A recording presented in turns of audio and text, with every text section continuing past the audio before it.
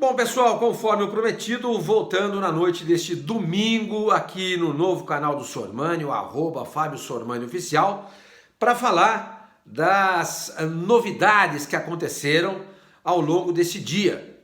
Foram 4 no total, hein? Foram 4 no total. Mas antes de falar sobre isso, eu queria pedir para vocês se inscreverem aqui no canal. Não se esqueçam, se inscrevam no canal para ajudar a crescer o canal, tá? Quanto mais inscritos eu tiver, melhor vai ser para o desenvolvimento do trabalho. E tão importante quanto é você dar o seu like. Dá o like lá, porque isso ajuda a propagar o canal. YouTube, entendendo que é um canal visto, ele dá destaque nas suas páginas. E outra coisa, acione sempre o sininho para você ficar sabendo quando é que a gente solta um novo vídeo. Então, gente, estava dizendo o seguinte, foram 4 as novidades deste domingo. Vamos começar por uma ordem cronológica, né? A primeira delas veio logo pela manhã, finalzinho já da manhã, a gente ficou sabendo que o Paulo Turra tinha sido demitido do cargo de técnico do Santos. Não apenas em função dos péssimos resultados, né? No Campeonato Brasileiro foram 6 jogos com 1 vitória, 2 empates e 3 derrotas. O Paulo Turra pegou o Santos na 13ª colocação do Campeonato Brasileiro e entregou o Santos na zona do rebaixamento. Tá? Eu vou falar sobre isso já. Bom, então veio essa notícia logo pela manhã e o Paulo Turra foi demitido, não era mais o técnico do Santos. Aí houve uma euforia muito grande nas redes sociais, graças a Deus, saiu o Paulo Turra, papapá. Bom, no final da tarde, aí veio uma notícia, começou a sequência de notícias, para mim, ruins. O Santos recontratou o Marcelo Fernandes, a troco. Isso para mim tem é muito claro que o Santos não acredita, por exemplo, no Diego Aguirre. E se o Diego Aguirre não der certo, o Marcelo Fernandes já está lá. Porque com o Claudio Miro não dá. Mas o Marcelo Fernandes já passou várias vezes como técnico do Santos, ganhou inclusive o Campeonato Paulista, foi o último título que o Santos conquistou, ele era o treinador. Então, para mim, a mensagem da contratação do Marcelo Fernandes é essa. Não acreditamos no trabalho do Diego Aguirre. E aí entra a terceira notícia do dia. A contratação do uruguaio Diego Aguirre para comandar o Santos. Ele que vinha dirigindo o Olímpia do Paraguai foi demitido. Ontem ou hoje, não me lembro, hein? Ontem ou hoje. Em função da campanha ruim e recente. Mas é bom lembrar também que ele, na fase de classificação da Libertadores, levou o Olímpia a ter a 2ª melhor campanha atrás apenas do Palmeiras. Então vamos lá, recapitular? Pela manhã, finalzinho da manhã, Paulo Turra é demitido. Meio da tarde, Marcelo Fernandes é contratado. Começo da noite, Diego Aguirre contratado também. E aí já na metade da noite veio a pior notícia de todas. O Bahia fez 3-1 no América Mineiro jogando em Salvador.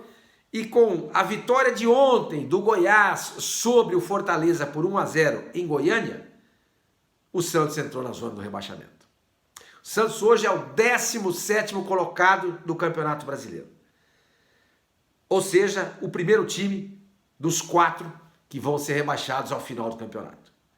Então, um domingo que se começou legal com a demissão do Paulo Turra, terminou péssimo para o torcedor de Santos. Péssimo. O Santos está na zona do rebaixamento.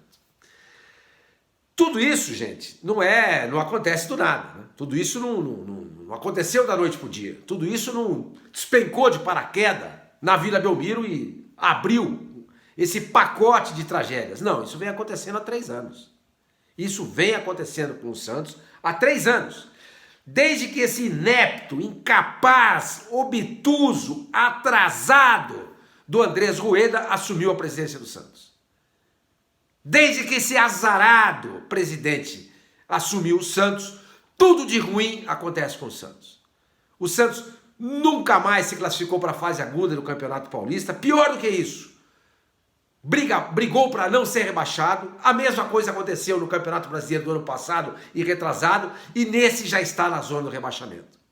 Contratou o Falcão, que teve que sair do Santos por conta de uma denúncia de importunação sexual por parte de uma funcionária do hotel onde ele morava em Santos. Eduardo Bauerman um dos jogadores do Santos, titulares. Esteve envolvido, foi envolvido, citado e vai responder processo por conta da máfia da Casa das Apostas. Então, Eduardo Bauerman, Casa de Aposta, máfia da Casa das Apostas. Falcão, processo por denúncia, né? Por importunação sexual. Santos brigando para não ser rebaixado no Campeonato Paulista. Santos brigando para não ser rebaixado no Campeonato Brasileiro. E Santos entrando agora no Z4 do Campeonato Brasileiro. E esse presidente que assumiu o Santos há 2 anos e meio, com a promessa de estancar a sangria que vinha acometendo o Santos por conta de dívidas, ele não fez nada disso. Ao contrário, a dívida aumentou. Pior do que isso, o Santos é o 3º time que mais contratações fez nessa temporada. Por exemplo. E nada acontece. Só gasta, e o Santos só contrata tranqueira, à exceção de um ou outro jogador. Só vem perna de pau para trabalhar no Santos. Com a chegada do Diego Aguirre, contando os interinos, são 10 os técnicos que passaram na gestão Rueda. E ninguém fez nada. Quando eu falo ninguém fez nada, eu me refiro, evidentemente, ao Conselho Deliberativo. Gente, se você pega o estatuto do Santos, você vai encontrar uma vírgula para tirar o Rueda do Santos. Esse papo furado de que ele faz tudo certinho e não tem como tirá-lo da presidência do Santos, isso é balela, isso é conivência do Celso Jatene, que é o presidente do Conselho Deliberativo, com o atual presidente. Eles andam de mãos dadas. São amiguinhos. O Jatene e o Rueda são amiguinhos. Entendeu? Então o Jatene, do alto do seu cargo de presidente do Conselho Deliberativo, jamais ia fazer qualquer coisa para tirar esse inepto, esse atrasado, esse obtuso, esse incapaz do Andrés Rueda da presidência do Santos. Ao contrário, todos os pedidos de impeachment que chegaram às suas mãos, ele engavetou. Então ele poderia ter resolvido essa parada. Ele poderia ter feito o que deveria ter sido feito já há algum tempo. Impeachment nesse presidente. Gente, eu nunca vi o Santos desse jeito. Eu já cansei de falar para vocês aqui. Eu tenho 66 anos de idade. Eu tenho memória do Santos de uns 60 anos para cá. Nunca vi isso. É o pior momento da história do Santos. O Santos está diminuindo, gente. O Santos está se apequenando. E o Santos não é um time, por exemplo, como o Palmeiras, como o Flamengo, como o Corinthians, como o São Paulo, como o Grêmio, como o Internacional, como o Atlético, como o Cruzeiro, que tem por trás de si uma máquina, vamos dizer, a mídia local e torcedores fanáticos que jogam junto com o time do Santos. O time pelos quais eles torcem, não é? O Santos não tem isso. O seu torcedor é ausente, o Santos joga numa gaiola. A Vila Belmiro é uma gaiola. É o santuário do futebol? É significativo, é histórico. Pelé jogou lá, tem o armário do Pelé, o vestiário, etc. Sim, fecha a Vila Belmiro, transforma no museu. Não dá mais para jogar numa gaiola. O Santos joga numa gaiola para 11 mil pessoas, na melhor das hipóteses. Não dá, gente. Não dá. Fluminense jogou com o Palmeiras ontem, tinha 37 mil pessoas no Maracanã. São Paulo joga, tem 56, 60 mil pessoas. A mesma coisa com o Flamengo. Palmeiras e Corinthians jogam para 45 mil pessoas. Atlético Mineiro também, idem para Grêmio Internacional. O Santos não tem condições de fazer dinheiro com um ativo super importante que é o seu torcedor. Porque ele joga numa gaiola e insiste em jogar nessa gaiola, ao invés de tentar seduzir, cevar o torcedor da Grande São Paulo, jogando nos estádios daqui. Ele não faz isso. O Santos está se apequenando, gente. O Santos está sumindo. Claro que não vai desaparecer. Óbvio que não. Mas eu temo muito que aconteça com o Santos o que aconteceu com a Portuguesa, que na década de 50 e 60 foi um timaço. Se você não sabe, na década de 50, quando teve o Mundial de 54 na Suíça, a Portuguesa era a base da seleção brasileira. Tinha vencido 2 torneios em São Paulo, que era o principal torneio envolvendo times do Rio e de São Paulo. Entendeu? O que aconteceu com a Portuguesa? Desapareceu. Não sumiu, obviamente, mas não se ouve mais falar da Portuguesa. E olha que a Portuguesa está em São Paulo, hein? E olha que a Portuguesa tem por trás de si uma colônia forte, que é a colônia portuguesa. O Santos não tem isso não, velho. O Santos está numa região de densidade demográfica baixa, de poder aquisitivo baixo. Então, somando tudo isso, se o Santos não for esperto, ele vai sumir. Aí eu fico arrepiado quando eu vejo quem são os candidatos à presidência do Santos na eleição no final do ano. Todos pertencem a Belmiro Holândia. Todos. Ou seja, são todos atrasados do ponto de vista intelectual quando se exige alguém capaz e competente para dirigir um time de futebol.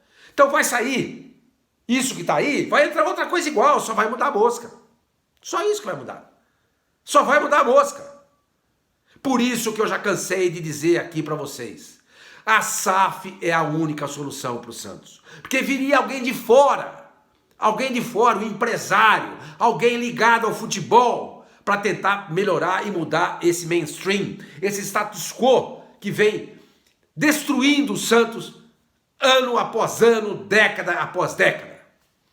Claro que você não pode se associar a qualquer SAF, por exemplo, como fez o Vasco da Gama. Você não pode fazer isso. Mas bateram na porta no Santos 2 empresas super importantes querendo se associar ao Santos.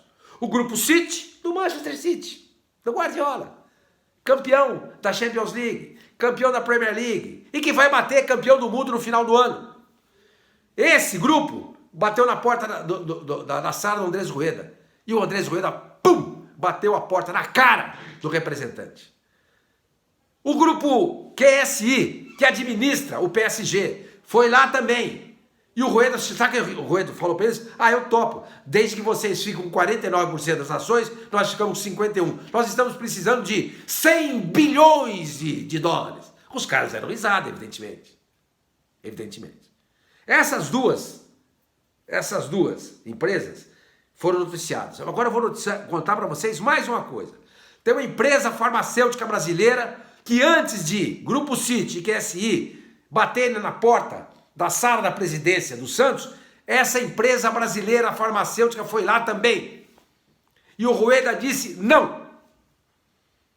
Então essa é a situação, gente. Essa é a situação. O homem levando o Santos para o fundo do poço, empresas aparecem querendo comprar o Santos, ele não vende, e o Conselho Deliberativo é conivente com tudo isso que acontece. O Santos tem um preço hoje. Se o Santos for para a Série B, o preço é outro. O aporte financeiro de alguém comprar o Santos vai ser menor. E em sendo menor, ele começa a pagar dívidas. E em pagando dívidas, sobra menos dinheiro para você contratar e reforçar o time. O Santos não tem, hoje, o lastro, a força desses times que eu citei agora há pouco. Flamengo, Corinthians, Palmeiras, São Paulo, Cruzeiro, Vasco, Atlético, Internacional. Se for para a Série B, meu companheiro, vai ser muito complicado voltar. Muito complicado voltar. O Santos tem um timeco e não tem grana para contratar grandes jogadores.